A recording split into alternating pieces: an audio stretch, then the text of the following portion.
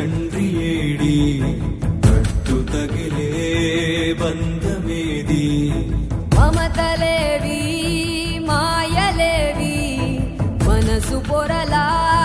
మసకలేవి నీ ఇల్లు నీ వాళ్ళు నీ తంటూ ఏ చింత సుంతైన లేని ఈ నేలపై నడయాడు ఋషివో కృషితో నాస్తి దుర్భిక్షమని లోకాన్ని శాసించు మనిషివో